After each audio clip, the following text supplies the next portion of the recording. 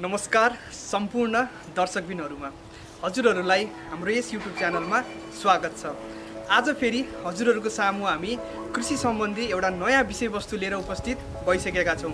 आजको यस विषयवस्तुको नाम रहेको छ माटोको सौर्यकरण गर्ने विधि हो।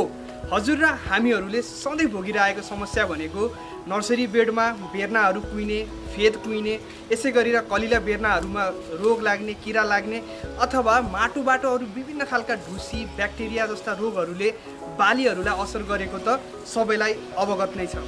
आजको यस भिडियोमा यही समस्यालाई हामीले घरेलु विधिबाट कसरी घरेलु सामग्री प्रयोग गरेर बिना कुनै रासायनिक प्रयोग गरेर कसरी समाधान गर्न सकिन्छ भनेर यो भिडियो रहेको छ र कति पनि ढिला नगरिकन आउन सुरु गरौँ आजको यस भिडियो। सर्वप्रथम त म हजुरहरूलाई माटो सौर्यकरण भनेको के हो भनेर छोटो जानकारी दिन गइरहेको छु। माटोमा विभिन्न खालका रोग किराहरू आश्रित भएर बसेका हुन्छन्। यस्ता रोग किराहरूलाई सूर्यको किरण अथवा प्रकाशको प्रयोग गरेर यदि हामीले नष्ट गरिन्छ र त्यो माटोलाई चाहिँ यी विभिन्न जीवाणुहरूबाट फ्री गरिन्छ अथवा मुक्त गराइन्छ भने त्यस विधिलाई माटोको सौर्यकरण विधि भनिन्छ।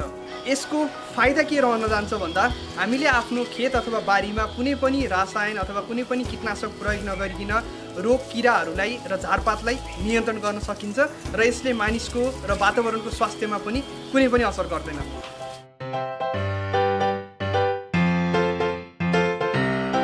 अब जाउँ यस विधिलाई अपनाउँदा के कस्ता सामग्री आवश्यक पर्दछन्। एकदमै सजिलोसँग हामीले यो विधिलाई अपनाउन सकिन्छ। यसको लागि हामीलाई एउटा प्लास्टिक चाहिन्छ। यो प्लास्टिक चाहिँ हजुरको सेतो कलरको प्लास्टिक 250 GSM को प्लास्टिक भयो भने एकदमै उपयुक्त हुन्छ। यसै गरी हजुरलाई एउटा कुटो अथवा कुनै कोदालो चाहिन्छ। यसै गरी हजुरहरूलाई पानी राख्नको लागि कुनै जग अथवा हजारी।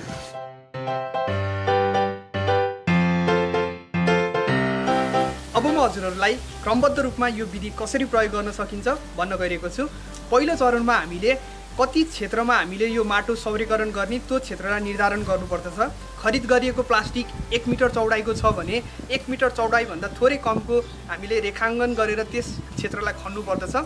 खन्दाखेरि करिब 15 देखि 20 सेन्टिमिटर गहिरो खन्नु पर्यो र खनिसकेपछि हाम्रो जुन नर्सरी बेडलाई हामीले 15 सेन्टिमिटर माथि उचाल्छौँ त्यस्तै गरेर अहिले खनेको बेड पनि हजुरको 15 सेन्टिमिटर जमिनको सतहभन्दा माथि आउनु पर्दछ र पानीको निकास सहजै हुने गरेर हामीले साइडतिर अथवा किनारतिर हामीले थोरै मोड्नु पर्दछ।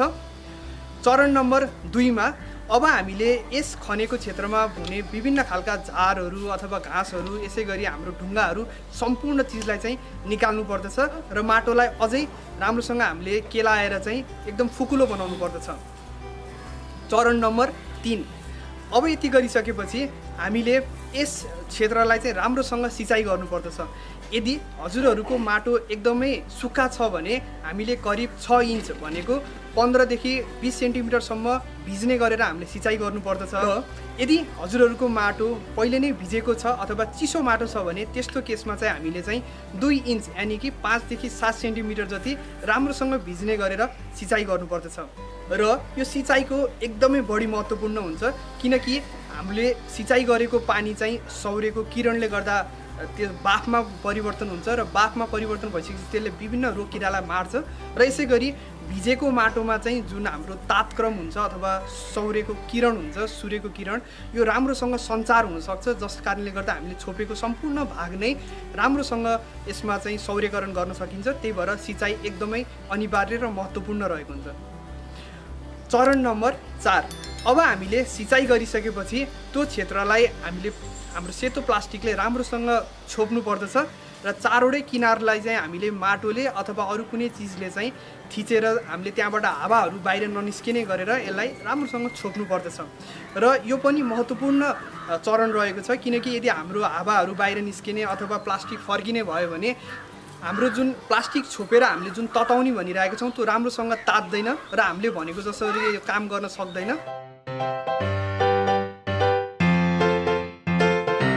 हजुरहरूले आफ्नो बारीमा बल राख्नु भएको छैन भने हामीले माटोलाई खन्ने बेलामा त्यसमा राख्नुपर्ने आवश्यक गोठे मल अथवा अन्य कुनै मल राखेर पनि माटोमा मिसाउन सकिन्छ र यो सौर्यकरणको विधिलाई अपनाउन सकिन्छ। मेरो हकमा मैले पहिले नै मल राखिसकेको थियो, यसकारणले गर्दा मैले यो भिडियोमा हजुरहरूलाई मल राखेर देखाइनँ। यति भइसकेपछि हाम्रो तर्फको काम सकियो। अब सूर्यको किरण र सूर्यको प्रकाशले आफ्नो काम गर्दछ।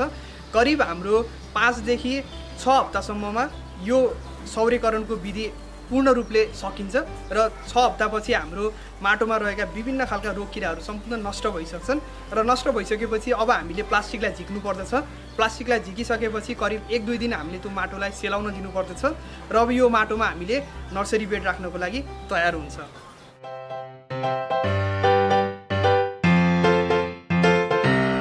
यो विधि केमा प्रयोग गर्न सकिन्छ म हजुरलाई छोटो जानकारी दिन्छु।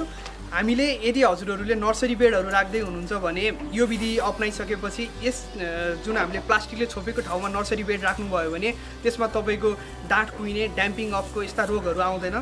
अथवा हजुरहरूले यसलाई बगैँचामा नि प्रयोग गर्न सक्नुहुन्छ, हजुरको गार्डनहरू छ भने। अथवा यदि तपाईँले कौशी खेतीमा खेती गर्दै चाहनुहुन्छ भने यसरी माटोको सौर्यकरण गरिसकेको ठाउँको माटोलाई निकालेर हजुरहरूले कौशी खेतीमा प्रयोग गर्नुभयो भने त्यहाँ पनि अरू विभिन्न खालको माटोमा लाग्ने किराहरू, रोगहरू लाग्दैन र यसरी यी क्षेत्रहरूमा चाहिँ हजुरले यो विधि अपनाउन सक्नुहुन्छ। विधिले कसरी काम गर्छ म हजुरहरूलाई थोरै सैद्धान्तिक कुरा जोड्न चाहे। हामीले प्रयोग गर्ने बारीको माटोमा विभिन्न खालका रोग किराका कणहरू, यसै गरी हाम्रा झारपातहरूका बिउहरू यिनीहरू चाहिँ आश्रित भएर बसेका हुन्छन् र यी सबैलाई बाँच्नको लागि एउटा न्यूनतम तापक्रम अथवा जुन यिनीहरूको सुइटेबल टेम्परेचर हुन्छ त्यो चाहिँ यिनीहरूले पाउनु पर्दछ। जब हामीले माटोको सौर्यकरण गरिन्छ हामीले जमिनको निश्चित क्षेत्रलाई चाहिँ प्लास्टिकले छोपेर राख्छौँ। यसरी प्लास्टिकले छोपेर राख्दाखेरि जुन सूर्यबाट आएका किरण अथवा प्रकाश हुन्छन् यो प्रकाशलाई प्लास्टिकले एक ठाउँमा केन्द्रित अथवा माटो मुनि नै छोपेर राख्दछ। यसरी छोप्नाले त्यो प्लास्टिक मुनिको माटो बिस्तारै तापक्रम बढ्दै जान्छ। 40 डिग्री सेन्टिग्रेड 50 हुँदै 60 डिग्री सेन्टिग्रेडसम्म पुग्छ र यसरी जब अति धेरै तापक्रम हुन्छ त्यो तापक्रममा चाहिँ यो विभिन्न खालका रोग किरा ढुसीका कणहरू, यसै गरी झारपातका बिउहरू सम्पूर्ण चिज नष्ट हुन्छन्। यी नष्ट भइसकेपछि हाम्रो माटोमा कुनै पनि खालको रोग किराहरू हुँदैनन्, जस कारणले गर्दा हामीले बिउ लगाइसकेपछि अथवा हुर्काउने बेर्नाहरू र नर्सरी बेडहरूमा कुनै पनि खालका समस्या बिना नै बेर्नाहरूलाई हुर्काउन सकिन्छ। हवस् त आजको यस कृषि सम्बन्धीको जानकारी हजुरहरूलाई कस्तो लाग्यो तल कमेन्ट सेक्सनमा आफ्नो प्रतिक्रिया दिन नबिर्सनु होला र यस्तै कृषि सम्बन्धी भिडियोको लागि हाम्रो यस च्यानललाई फलो गर्दै गर्नुहोला। हाम्रो देश हाम्रो कृषि। Thank you, thanks for watching.